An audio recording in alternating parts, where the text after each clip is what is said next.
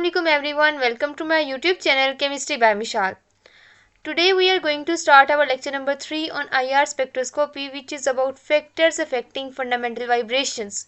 यानी आज हम देखेंगे कि किस तरह डिफरेंट फैक्टर्स जिसके अंदर रेजोनेंस इफेक्ट और इंडक्टिव इफेक्ट आ जाएगा, अदर इलेक्ट्रॉनिक इफेक्ट्स आ जाएंगे, हाइड्रोजन बॉन्डिंग आ जाएगी और एंगल स्ट्रेन, ये फैक्टर किस तरह फंडामेंटल वाइब्रेशन की फ्रीक्वेंसी को जो है वो इफेक्ट करते हैं और as a result different compounds जो है वो डिफरेंट पॉइंट्स पे जो है अपने जो पीक्स हैं वो शो करते हैं। ठीक है, उसके अलावा मैं आपको बताऊंगी कि हुक्स लॉ अप्लाई करते हुए आप फंडामेंटल वाइब्रेशनल फ्रीक्वेंसी किस तरह कैलकुलेट कर सकते हैं।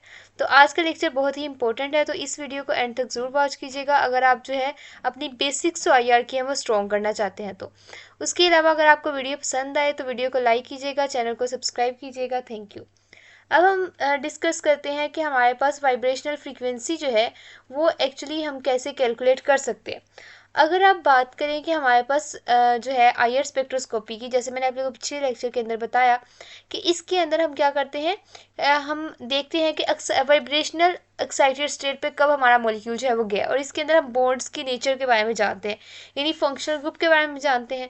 तो जब वाइब्रेशन की बात हो रही है इट मीन्स कि हमारे पास दो एटम्स जो है वो आपस में अटैच्ड हैं, जिनके अटैच होने की वजह से यानी बॉन्ड बनाने की वजह से जब वो वाइब्रेट करते हैं और उस वाइब्रेशनल फ्रीक्वेंसी को जो है हम ये कर रहे होते हैं। तो इसको आप इस तरह कंसीडर कर सकते हैं, जैसे मैंने यहाँ पे CH बॉन्ड बनाया तो इसका आप यूँ कंसीडर करें कि हमारे पास 2 बॉल्स हैं। ठीक है, क्या है, 2 बॉल्स हैं जो कि किसी स्प्रिंग के साथ जो है वो आपस में अटैच हुई हैं, just like simple harmonic motion जो है वो हमारे पास जो है वो एक्शन अपना परफॉर्म कर रही हैं। अब इसके अंदर हमारे पास क्या है कि वो जब वाइब्रेट करती हैं तो हम हुक्स लॉ इस पर अप्लाई करते हैं। जैसे हम बॉल्स, लेट्स सपोज के 2 बॉल्स जो है वो स्प्रिंग के साथ अटैच हुई हैं, तो अगर हम इनको देखें तो हम जो है इस पे हुक्स लॉ अप्लाई कर लेते हैं ताकि हमें फ्रीक्वेंसी पता चल सके कि ये किस फ्रीक्वेंसी के साथ जो है वो वाइब्रेट कर रही होती है। इसी तरह अब इसी को अगर आप यूज़ करो एज एनालॉजी और इसको कंसीडर करो कि हमारे पास ये CH बॉन्ड की तरह है, जिसमें हमारे पास 2 एटम्स जो हैं वो क्या हुए हैं, एक कनेक्टेड बॉन्ड के थ्रू जो है वो कनेक्ट हुए हुए हैं और एज ए रिजल्ट हमारे पास क्या कर रहे हैं, वो वाइब्रेट कर रहे हैं। अब क्योंकि हम बॉल्स के ऊपर अगर अप्लाई कर सकते हैं अपना हुक्स लॉ, तो इसका मतलब हम इस पर भी अप्लाई कर सकते हैं। तो इसी वजह से हमने क्या किया, हुक्स लॉ को अप्लाई किया ताकि हम वाइब्रेशनल फ्रीक्वेंसी जो है वो फाइंड आउट कर सकें। अब ये जो फ्रीक्वेंसी है जो कि है पर वेव नंबर की फॉर्म में पर सेंटीमीटर, तो इसका जो है अगर आप देखें तो ये किस तरह रिलेट करती है। अगर मैं कहूँ कि 2 एटम्स है, फर्स्ट जो है हमारे पास उसका मैस है M1, ठीक है, सेकंड का मैस है हमारे पास M2, या हम कह दें कि पहले का है MA एंड सेकंड वन का है MB। ठीक है, दोनों का मैसेज को हमने बता दिया। तो ये किस तरह रिलेट करती है, जो हमारे पास फ्रीक्वेंसी है वो इन्वर्सली प्रोपोर्शनल होती है मैसेज के। ठीक है, और हमारे पास मैसेज के जो मल्टीप्लाई जब हम उसके साथ करते हैं उसके जो है वो इन्वर्सली प्रोपोर्शनल होती है, और अगर उनको प्लस कर दिया जाए तो उसका अगर 1/2 उसकी पावर ली जाए तो उससे डायरेक्टली प्रोपोर्शनल है। ठीक है, इस तरह का इसका रिलेशन है जो कि आप इस इक्वेशन में देख सकते हैं। और F जो है हमारे पास वो क्या है, ये एक फोर्स कांस्टेंट है। ये F हमारे पास क्या है, फोर्स कांस्टेंट है जो कि किस चीज़ का है, बॉन्ड का, और इसको हम ग्राम पर सेकंड स्क्वायर में जो है वो कैलकुलेट करते हैं और इसकी वैल्यू डिफरेंट बॉन्ड्स के लिए डिफरेंट होती है। लाइक सिंगल बॉन्ड के लिए इसकी होगी 5 × 10⁻⁵ ग्राम पर सेकंड स्क्वायर, और जो है हमारे पास डबल बॉन्ड के लिए 5 की जगह 10 की वैल्यू आ जाएगी, और इसी तरह हमारे पास ट्रिपल बॉन्ड के लिए 15 × 10⁻⁵ ग्राम पर सेकंड स्क्वायर होगी। ठीक है, ये हमारे पास जो है वो एक ऐसी फोर्स है जो हमारे पास, अगर आप इसको देखो, ये हमारे पास वो वाली फोर्स है जो एक बॉन्ड की होती है। ठीक है, उसके अलावा हमारे पास अगर आप ये M और MA और MB के बारे में हमने डिस्कस कर लिया कि ये हमारे पास मैसेज है, इसी तरह ये जो हमारे पास C है ये हमारे पास क्या है, ये है स्पीड ऑफ लाइट। ठीक है, या वेलोसिटी ऑफ लाइट, और वेलोसिटी ऑफ लाइट किसके अंदर है, सेंटीमीटर/सेकंड के अंदर। ठीक है, तो इसका मतलब ये हुआ कि हम वाइब्रेशनल फ्रीक्वेंसी जो है वो इजीली फाइंड आउट कर सकते हैं बाय अप्लाइंग हुक्स लॉ। अब यहाँ पे अगर आप देखें तो यहाँ मैंने आपको जो है वो CH बॉन्ड के लिए जो है वो कैलकुलेट करके दिखाई हुई है।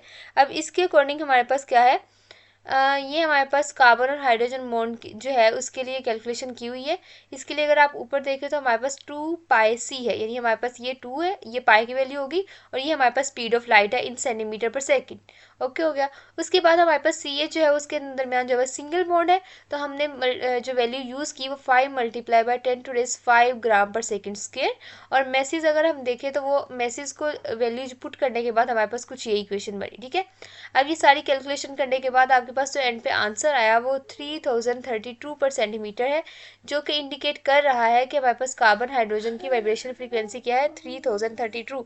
यानी हमारे पास ये वाला बॉन्ड कहाँ पे अपनी पीक शो करता है, 3032 पे अपनी पीक शो करता है। ठीक है, यहाँ पे हमारे पास जो है वो डिवाइडेड बाय, और इन दोनों का जो सम है वो नीचे आएगा। ठीक है, 19.9 multiply 10⁻24 plus 1.6 is multiply by 10⁻24 grams. ठीक है, और एज ए रिजल्ट हमारे पास 3032 जो है वो आंसर आ गया। तो हमारे पास ये डिफरेंट बॉन्ड्स की जो है वो फ्रीक्वेंसीज शो की हुई हैं, जिसके अकॉर्डिंग उनके अब्जॉर्प्शन रीजन है। जैसे कि हमारे पास CH OH NH, यानी हमारे पास नाइट्रोजन हाइड्रोजन, ऑक्सीजन हाइड्रोजन और CH, इनके दरमियान जो बॉन्ड की जो वाइब्रेशनल फ्रीक्वेंसीज है वो हाई होती है, सबसे हाईएस्ट होती है, 2500 से लेके 3700 पर सेंटीमीटर की रेंज में आ रही होती है।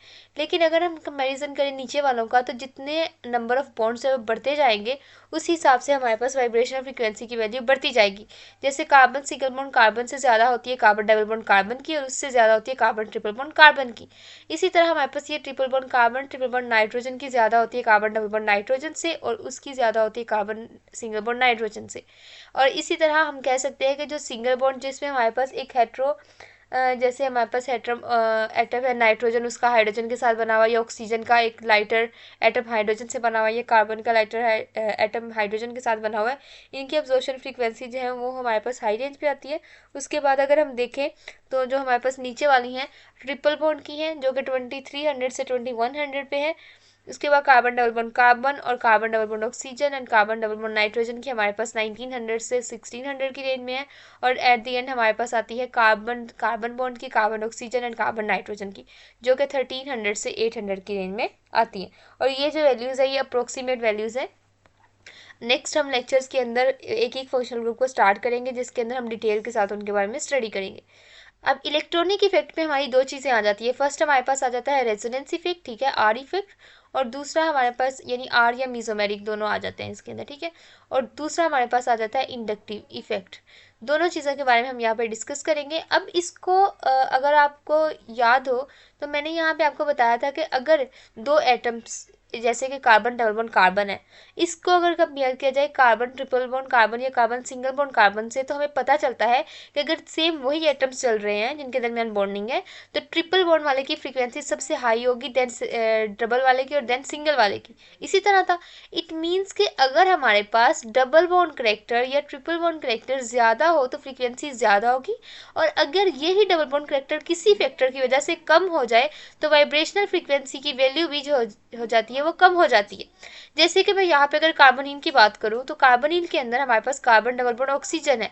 अगर किसी ऐसे फैक्टर को साथ लगाया जाए जिससे हमारे पास क्या हो कि ये जो है वो, जैसे अगर हम देखें तो ये इसको इस फॉर्म में भी शो किया जैसा है, कार्बन के ऊपर पॉजिटिव चार्ज और ऑक्सीजन के ऊपर नेगेटिव चार्ज। तो कोई ऐसा फैक्टर जो इसके ये वाले स्ट्रक्चर को स्टेबलाइज कर रहा हो या इस स्ट्रक्चर में इसको लेके आ रहा हो, वो क्या करता है, इसके सिंगल बॉन्ड करेक्टर को इनहेंस कर रहा है। तो जो इसके सिंगल बॉन्ड करेक्टर को इनहेंस करेगा, इट मीन्स कि वो फ्रीक्वेंसी को क्या कर देगा, डिक्रीज कर देगा। इसी बेस के अंदर हमने देखना है। और ये कौन सा ऐसा फैक्टर है जो इसको जो है वो डिक्रीज कर देता है, वो हमारे पास आ जाता है रेजोनेंस की वजह से, या हम कह सकते हैं रेजोनेंस की वजह से जब इलेक्ट्रॉन दिए जाते हैं इस हमारे पास कार्बन को, तो एज ए रिजल्ट कार्बन के ऊपर जो पॉजिटिव चार्ज है वो स्टेबलाइज होता है और ऑक्सीजन के ऊपर नेगेटिव चार्ज चला जाता है। यानी अगर मैं कोई ऐसा ग्रुप लगा दूं जो इसको स्टेबलाइज कर रहा है, तो as a result positive charge है वो स्टेबलाइज हो सकता है, और हमारे पास ये जो बॉन्ड है वो ऑक्सीजन के ऊपर इजीली जा सकता है। तो कार्बन पॉजिटिव और ऑक्सीजन के ऊपर नेगेटिव चार्ज ये जो है वो बन जाता है इजीली, और ये एक स्टेबल मॉलिक्यूल जो है वो बन जाता है। तो इसकी वजह से हमारे पास क्या हुआ, सिंगल बॉन्ड करेक्टर का जो है वो जो बनना जो है वो हमारे पास ज़्यादा फेवरेबल हो गया, और हमारे पास फंडामेंटल वाइब्रेशन फ्रीक्वेंसी की जो वैल्यू है वो कम हो जाएगी। जैसे कि आप यहाँ पे देख सकते हैं कि ये 1715 के ऊपर वैल्यू शो हो रही है इस कार्बोनिल के हमारे पास स्ट्रेचिंग फ्रीक्वेंसी की। अगर हमने यहाँ पे एक डबल बॉन्ड जो है वो जनरेट करवा दिया, तो उससे क्या हुआ, अगर आप रेजोनेंस स्ट्रक्चर बनाएं, मैं इसको पहले रेज कर लेती हूँ, जैसे कि यहाँ पे इसको किसी और कलर से शो कर देते हैं। इसका रेजोनेंस स्ट्रक्चर बनाए तो ये यहाँ पे मूव करेगा और ये यहाँ पे मूव करेगा, यानी हमारे पास CH3 single bond carbon, oxygen के ऊपर आ जाएगा नेगेटिव चार्ज, और यहाँ पे double bond carbon double bond carbon, ये आगे CH आपका आ गया, और ये CH2 के ऊपर आ गया पॉजिटिव चार्ज। ठीक है, अब इस की वजह से क्या हुआ, कार्बन डबल बॉन्ड ऑक्सीजन का जो डबल बॉन्ड करेक्टर है वो डिक्रीज हुआ, और उसके ये डिक्रीज होने की वजह से हम कह सकते हैं कि हमारे पास इसकी फ्रीक्वेंसी जो है वो 1715 की बजाय कहाँ पे शो होना शुरू हो गया, उसका बैंड 1690 के ऊपर। इसी तरह अगर आप एरोमेटिक रिंग लगा देते हो तो उसके अंदर भी हमारे पास सेम यही फिनोमिना होता है, और उस वजह से हमारे पास इसकी भी वाइब्रेशनल फ्रीक्वेंसी जो है वो कम हो जाती है। तो इसका मतलब ये हुआ कि अगर आपके पास अगर प्लस आर ग्रुप का कोई ग्रुप अटैच्ड है, एज रिजल्ट वो क्या कर रहा है कि एक सिंगल बॉन्ड करेक्टर इनहेंस कर रहा है, तो वो हमारे पास फ्रीक्वेंसी की वैल्यू कम कर देगा। इसी तरह अगर हम देखें तो अगर आप ये सिंगल डबल बॉन्ड को देखें जिसके अंदर रेजोनेंस का फिनोमिना नहीं हो रहा, लोकलाइज्ड बॉन्डिंग है, डीलोकलाइज्ड नहीं है, उसके अंदर क्या हुआ कि हमारे पास 1650 के ऊपर जो है आपकी पीक शो हो रही है। लेकिन हुआ क्या, हमने एक डबल बॉन्ड जनरेट करवा दिया जिसकी वजह से हमारे पास इसका रेजोनेंस स्ट्रक्चर बन सकता है, और एज रिजल्ट हमारे पास ये एक अनदर फॉर्म में जा सकता है, CH2 single bond CH double bond CH single bond CH2। ठीक है, अब इस केस में हमारे पास यहाँ पे पॉजिटिव चार्ज आ जाएगा और यहाँ पे आ जाएगा नेगेटिव चार्ज। अब जिस बॉन्ड को आप कंसीडर कर रहे थे उसके अंदर हमारे पास क्या हुआ, उसका सिंगल बॉन्ड करेक्टर इंक्रीज कर गया, और इसके सिंगल बॉन्ड करेक्टर के इंक्रीज करने की वजह से हमारे पास 1650 की बजाय 1610 के ऊपर जो है वो वाइब्रेशनल फ्रीक्वेंसी की वैल्यू आएगी, यानी बैंड यहाँ पे अपीयर होगा। इसी तरह आप कह सकते हैं कि अगर हम यहाँ पे देखें तो अगर ये देखें तो इसके अंदर कार्बोनिल की आ रही है 1715 पे, और इसके अंदर अल्कीन की आ रही है 1650 पे। लेकिन अगर हम डबल बॉन्ड और कार्बोनिल दोनों को इकट्ठे ले आए तो हमारे पास डबल बॉन्ड की वजह से क्या हुआ, कार्बोनिल का सिंगल बॉन्ड करेक्टर बढ़ गया, और उसके साथ साथ इस डबल बॉन्ड का भी तो सिंगल करेक्टर बढ़ रहा है, क्योंकि हमारे पास ये बॉन्ड यहाँ मूव करता है तो CH2 चला जाता है पॉजिटिव फॉर्म में, जैसे कि मैंने आपको यहाँ ऊपर बना के दिखाया। तो इसका ये मतलब हुआ कि इसकी वजह से हमारे पास जैसे अगर कार्बोनिल की फ्रीक्वेंसी कम हुई है 1750 से 1690 की तरफ शिफ्ट होगी, इसी तरह हमारे पास 1650 की बजाय वो शो हो रही है अल्कीन की 1610 पे। तो हम कह सकते हैं कि हमारे पास रेजोनेंस फैक्टर्स की वजह से वाइब्रेशनल फ्रीक्वेंसी दोनों की कम हो जाएगी। अब हम बात करते हैं मीजोमेरिक इफेक्ट के बारे में। मीजोमेरिक इफेक्ट एक्चुअली क्या होता है कि हमारे पास बेंजीन रिंग के ऊपर कोई एक नया ग्रुप इंट्रोड्यूस हो जाता है जिसके या तो हमारे पास प्लस एम इफेक्ट है या माइनस एम इफेक्ट है। अगर आप इसके डिटेल लेक्चर देखना चाहते हो तो आप मेरी जो है जनरल ऑर्गेनिक केमिस्ट्री के जो टॉपिक्स है उनकी प्लेलिस्ट देख सकते हैं, जिसके अंदर मैंने डिटेल के साथ ये टॉपिक्स पढ़ाए हुए हैं। इसके अंदर हम सिर्फ जो है उसका इफेक्ट देखेंगे वाइब्रेशन फ्रीक्वेंसी पे क्या होता है। अब हमारे पास जो प्लस एम ग्रुप होता है, प्लस एम ग्रुप जो है वो क्या करता है, प्लस मीजोमेरिक इफेक्ट यानी वो शो करता है, यानी अपना इलेक्ट्रॉन पेयर जो है वो डोनेट करता है टुवर्ड्स द रिंग। ठीक है, अब लेट्स सपोज कि हमारे पास एक सिंपल जो है वो एसिटोफिनोन है। इसके केस में तो कुछ नहीं होगा, हमारे पास जो है वो सिर्फ वही फैक्टर चल रहा है जिसके अंदर ये जो है ये हमारे पास इस तरह मूव कर रहा है, और ये 1690 पे जो है वो इसकी पीक शो होगी। ठीक है, 1690 पे होगी। लेकिन अगर आप इसको देखें, इस केस में हमारे पास एक पैरा पोजीशन पे सब्स्टिट्यूएंट अटैच हो गया है मिथोक्सी वाला। अब मिथोक्सी का प्लस एम इफेक्ट है, इसका जो इलेक्ट्रॉन है वो यहाँ मूव करेगा, ये बॉन्ड यहाँ पे मूव किया, ये पाई इलेक्ट्रॉन यहाँ पे मूव किया, और ऑक्सीजन जो है उसके ऊपर नेगेटिव चार्ज आ गया। पहले सिर्फ बेंजीन रिंग थी, उसकी वजह से हमारे पास जो है वो 4 रेजोनेटिक स्ट्रक्चर बन सकते थे, लेकिन इसकी वजह से मिथोक्सी की वजह से हमारे पास नंबर ऑफ रेजोनेटिक स्ट्रक्चर भी बढ़ गए। एज रिजल्ट हमारे पास मोर चांसेस है कि हमारे पास ये ज़्यादा देर के लिए कार्बन ऑक्सीजन जो है वो सिंगल बॉन्ड की फॉर्म में रहे। इट मीन्स कि हमारे पास फर्दर जो है वो क्या होगी, डीलोकलाइजेशन होगी, और फर्दर 1690 से भी वैल्यू क्या हो जाएगी, कम हो जाएगी हमारे कार्बन डबल बॉन्ड ऑक्सीजन की वाइब्रेशनल फ्रीक्वेंसी की। जबकि इसकी बजाय अगर आप कोई ऐसा ग्रुप अटैच करो जैसे कि हमारे पास है नाइट्रो ग्रुप जिसका है माइनस एम इफेक्ट, यानी हमारे पास ये रिंग में से अपनी इलेक्ट्रॉन डेंसिटी ले लेता है। अब इस केस में क्या होगा, वैसे इसकी क्या आनी चाहिए थी 1690, क्योंकि ये बॉन्ड जब यहाँ मूव कर रहा था और ऑक्सीजन के ऊपर आ रहा था नेगेटिव चार्ज। लेकिन जब हम माइनस एम ग्रुप अटैच करेंगे तो हमारे पास ये जो है बॉन्ड इधर को मूव किया, यहाँ कार्बन डबल बॉन्ड नाइट्रोजन बन गया, और ऑक्सीजन का जो है वो नाइट्रोजन ऑक्सीजन का जो बॉन्ड है वो सिंगल हो गया। लेकिन ये जो कार्बोनिल ग्रुप है इसके ऊपर कोई भी फर्क नहीं पड़ा, पहले वो फिर भी डीलोकलाइज हो रहा था ड्यू टू बेंजीन रिंग।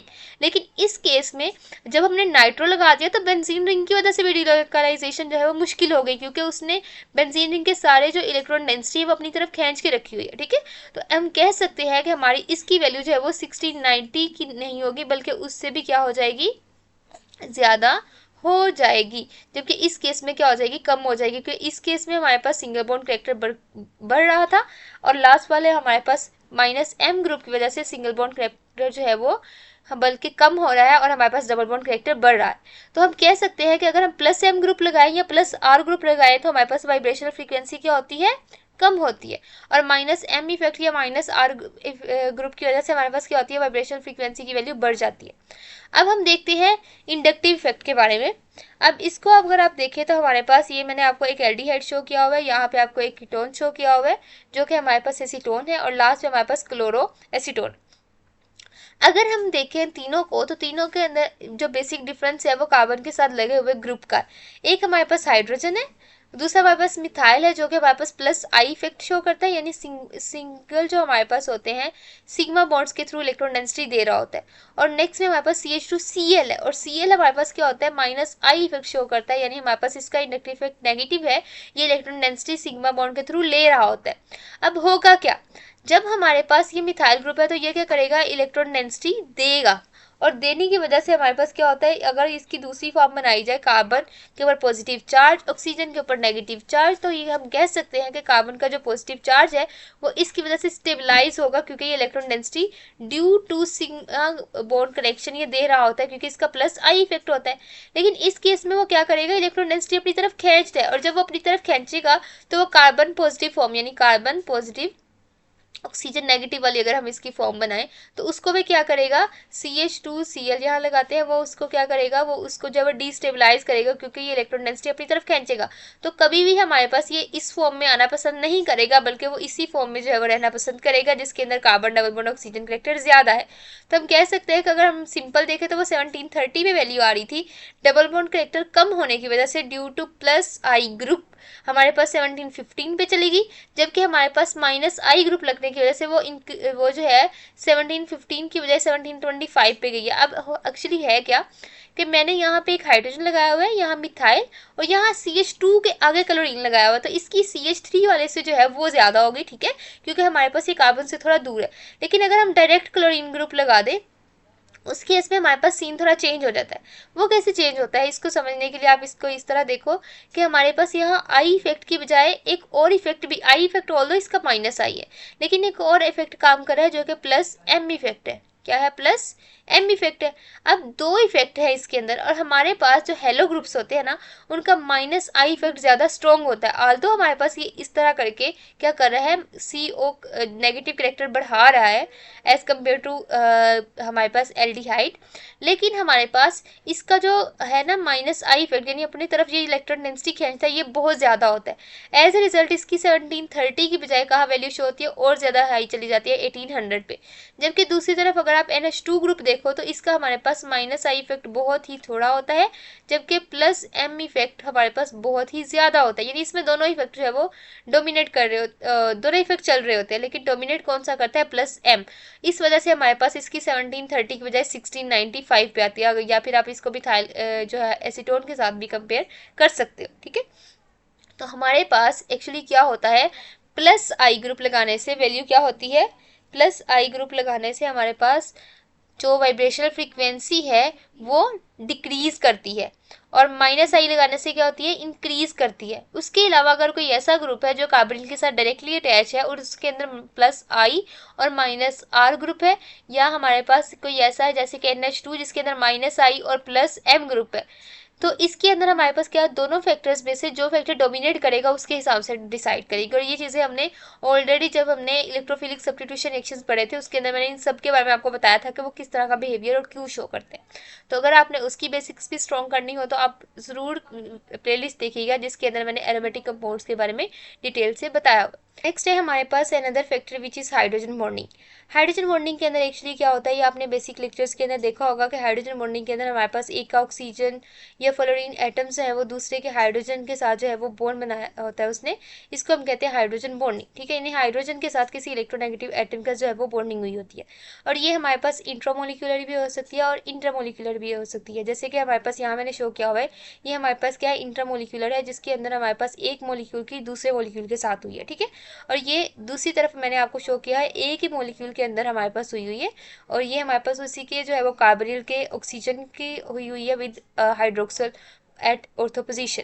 तो हमारे पास ये इंट्रा और इंटरमोलिकुलर दोनों हो सकती हैं। अगर हम बात करें अल्कोहल्स की, या हम देखें कोई भी ऐसी स्पीशीज जिसके अंदर वाटर प्रेजेंट हो, तो हमारे पास क्या कहते हैं, वो हाइड्रोजन बॉन्डिंग जो है वो कर लेता है विद मोलिक्यूल। जैसे कि हमारे पास अल्कोहल का जो है वो मिक्सचर हो, उसके अंदर हर अल्कोहल के अंदर OH ग्रुप तो होता है, तो एक का जो OH ग्रुप का हाइड्रोजन है वो दूसरे के ऑक्सीजन के साथ बॉन्ड बना लेता है और पॉलीमेरिक फॉर्म में चला जाता है, यानी बहुत से हमारे पास अल्कोहल जो है वो इकट्ठे हाइड्रोजन बॉन्डेड होते हैं। एज रिजल्ट हमारे पास क्या होता है कि एक ब्रॉड सी पीक जो है हमारे पास शो होती है, जैसे कि मैंने यहाँ पे ए से शो किया हुआ, ठीक है। तो हमारे पास अगर ब्रॉड सी पीक शो हो जो कि हमारे पास 3300 के करीब हो, तो ये इंडिकेट कर रही होती है कि हमारे पास क्या है, OH जो है वो फ्री नहीं है बल्कि हाइड्रोजन बॉन्डेड है।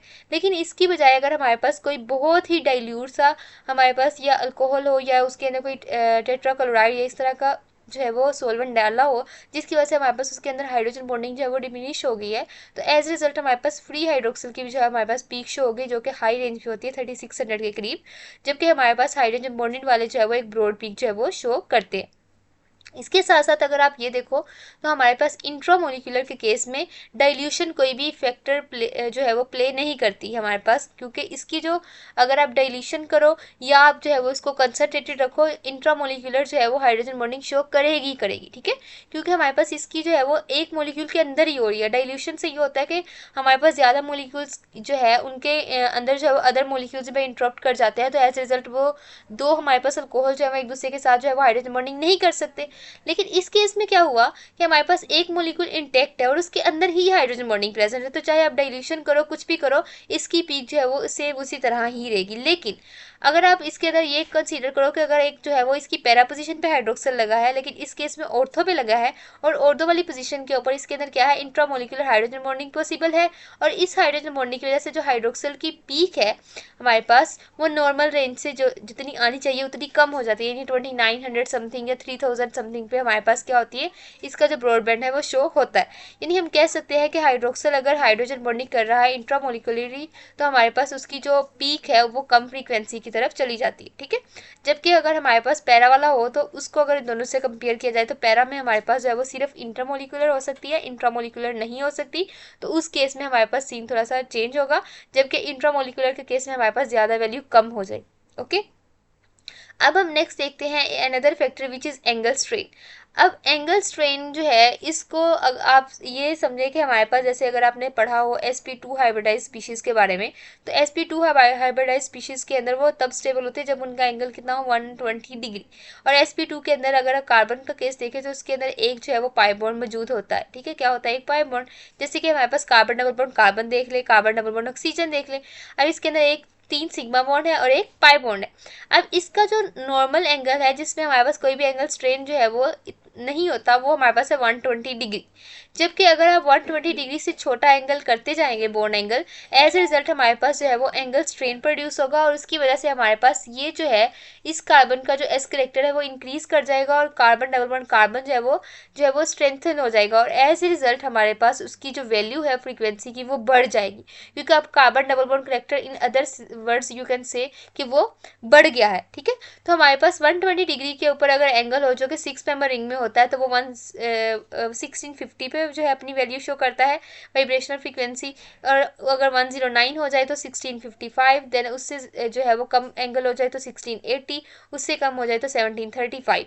इसी तरह हम जब कीटोन्स को देखते हैं कि अगर हमारे पास 6 मेंबर हो तो 1715 के ऊपर, हमारे पास 5 मेंबर हो तो 1740 के ऊपर, उसके बाद हमारे पास हो अगर 90 डिग्री एंगल हो तो वो हमारे पास जो है वो 1775 पे शो करता है, और 60 डिग्री एंगल हो तो हमारे पास 1820 पे जो है हमारे पास वाइब्रेशनल फ्रीक्वेंसी की जो वैल्यू है वो शो करता है। तो आप देख सकते हैं कि किस तरह एंगल स्ट्रेन हमारे पास इफेक्ट करता है वाइब्रेशनल फ्रीक्वेंसी की वैल्यू को, हाइड्रोजन बॉन्डिंग, देन हमारे पास जो है वो इलेक्ट्रॉनिक इफेक्ट जिसके अंदर रेजोनेंस, इंडक्टिव, मिसोमेरिक इफेक्ट का डिफरेंट डिफरेंट रोल होता है, और हम किस तरह वाइब्रेशनल फ्रीक्वेंसी जो है वो कैलकुलेट कर सकते हैं। तो ये था हमारा आज का lecture. Thanks for watching my video. Allah Hafiz.